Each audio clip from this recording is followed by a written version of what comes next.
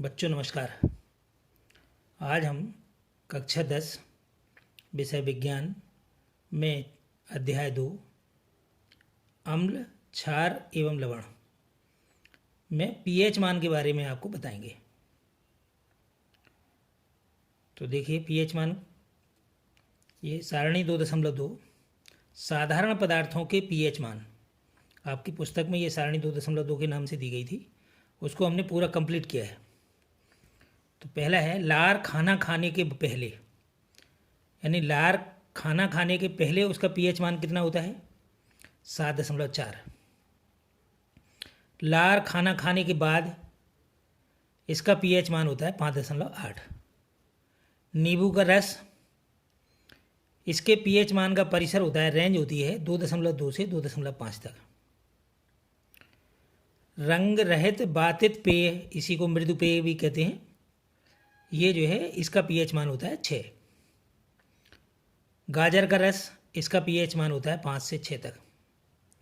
Coffee का pH मान 5।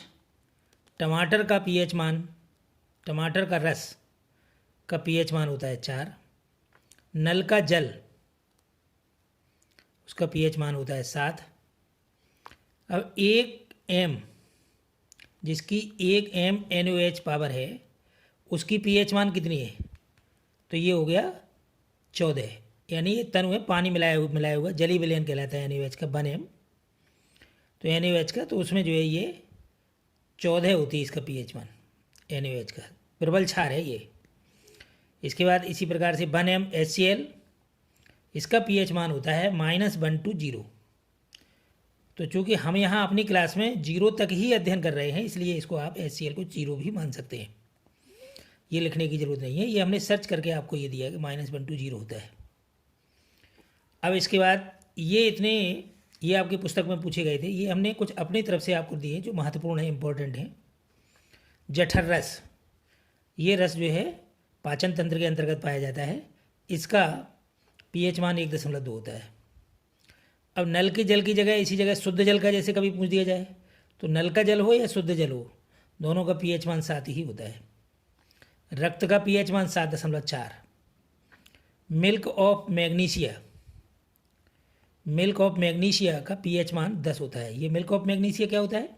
ये एंटी एसिड है। जैसे कभी किसी के छाती वगैरह में जलन इत्यादि होने लगती है, तो जैसे डाइजीन जैसे जो सिरप वगैरह जो देते हैं डॉक्टर, वो मिल्क ऑफ मैग्नीशिया से ही बनाए जाते हैं। उसमें जो है इसका पीएच मान 10 होता है। तो ये जो है जो अम्ल पैदा होता है शरीर में, उसको बहुत जल्दी उदासीन कर देता है और रोगी को आराम हो जाता है। फिर इसके बाद नमक, NaCl, कभी नमक करके पूछ देते हैं परीक्षा में, कभी NaCl करके भी आता है कि इसका पीएच मान कितना है, तो इसका पीएच मान भी 7 है। शराब, शराब का पीएच मान 2.8। इसके मानव मूत्र, इसका पीएच मान 4.8 से 8.4 तक होता है। समुद्री जल का पीएच मान 8.5। आंसू का पीएच मान 7.4 और दूध का पीएच मान 6.4 होता है। इनमें और अन्य किताबों में देखने पर इसमें थोड़ा बहुत वेरिएशन भी पाया जा सकता है। कोई लेखक थोड़ा बहुत घटा बढ़ा करके लिखते हैं, तो उसमें आप संशय पैदा न करें, जो आपको दिए गए हैं वो सही है। आपके बगीचे की मिट्टी का पीएच क्या है? अब ये दैनिक जीवन पर आधारित प्रश्नों के उत्तर हम आपको समझा रहे हैं कि पीएच मान का प्रयोग कहाँ कहाँ होता है, कैसे करते हैं। तो आपके बगीचे की मिट्टी का पीएच क्या है? जब मृदा की पीएच 7 के निकट होती है, तब अधिकांश पौधे सर्वोत्तम रूप से विकसित होते हैं। यदि कोई विशेष फसल या पौधा उगाना चाहते हैं, तब मृदा परीक्षण कराने के बाद, ये मृदा परीक्षण के लिए प्रत्येक जिले में मृदा प्रयोगशालाएं होती हैं, वहाँ पर मृदा परीक्षण करा सकते हैं। तो मृदा परीक्षण कराने के बाद फसल पौधे का चुनाव करना सुगम हो जाता है। अगला टॉपिक है हमारे पाचन तंत्र का पीएच। हमारे पाचन तंत्र का पीएच कितना होता है और किस प्रकार काम करता है, इसको समझाया गया है इसमें। तो हमारा उदर हाइड्रोक्लोरिक अम्ल उत्पन्न करता है, HCl एसिड। यह उदर को हानि पहुंचाए बिना भोजन के पाचन में सहायक होता है। अपच की स्थिति में चूंकि अपच हो जाती है, तो भोजन को पचाने के लिए बार बार जो है उदर से HCl स्रावित होता रहता है और इसलिए HCl की मात्रा ज़्यादा हो जाती है। तो अपच की स्थिति में उदर अत्यधिक मात्रा में अम्ल उत्पन्न करता है, जिसके कारण उदर में दर्द एवं जलन का अनुभव होता है।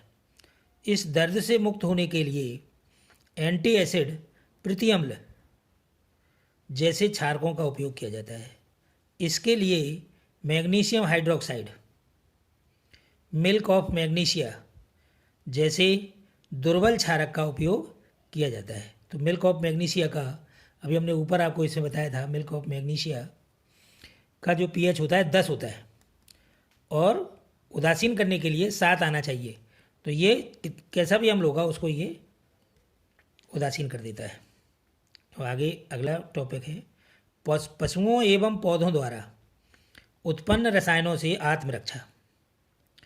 पशुओं और पौधों से जो उत्पन्न रसायन होते हैं उससे आत्मरक्षा किस प्रकार करते हैं?